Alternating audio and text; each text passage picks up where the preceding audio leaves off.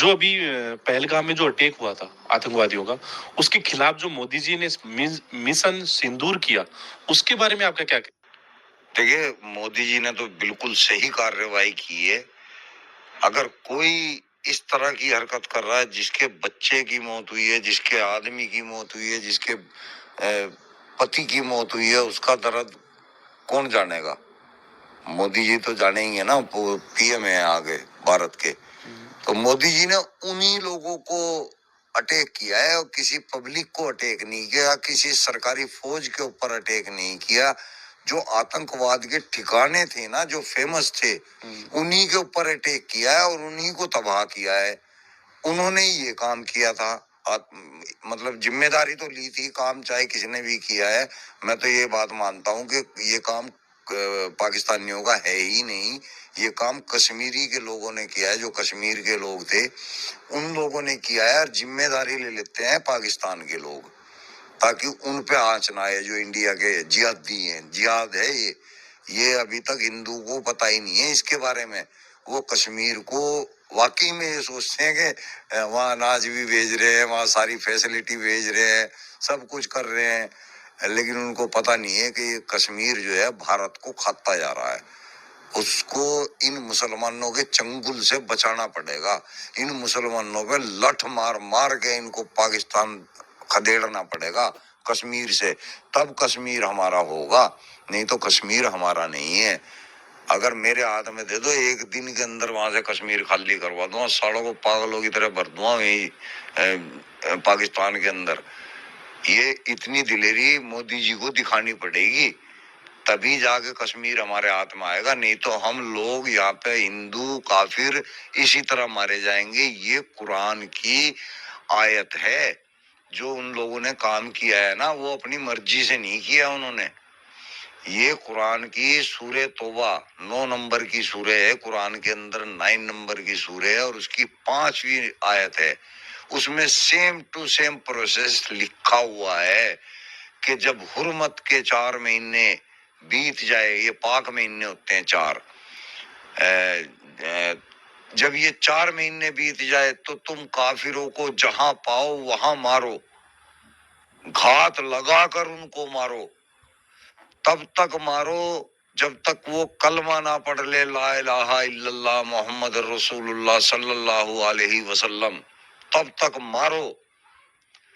اگر وہ کلمہ پڑھ لے یا جزیہ دینے کو تیار ہو جائے تو ان کو چھوڑ دو.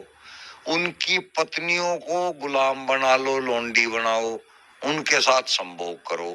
یہ لکھا ہوا ہے بھائی، سیم ٹو سیم کیا ہے انہوں نے. صرف وہ ان کی پتنیوں کے ساتھ سیکس نہیں کر پائے، ان کو غلام نہیں بنا پائے، لونڈی نہیں بنا پائے، باقی پوری کی پوری آیت ایج اٹ از ہوئی ہے.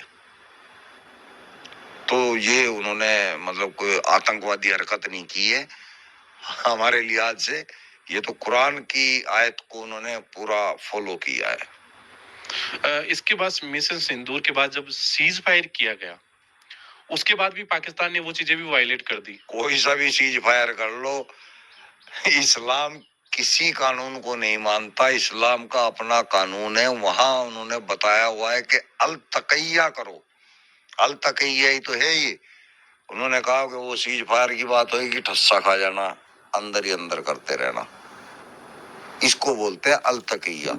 کہ باہر سے تو ہم نے دکھا دیا کہ ہمیں ایگری، لیکن اندر ہی اندر ہم کانڈ کرتے رہیں گے، کھاتے رہو. ہاں، وہ جہاد ہوتا ہے. التقیہ اس کو کہتے ہیں کہ اندر کچھ اور باہر کچھ. سر اس بار جو پہلگام اٹیک ہوا نا، اس میں کچھ ڈیفرنٹ دیکھنے کو ملا.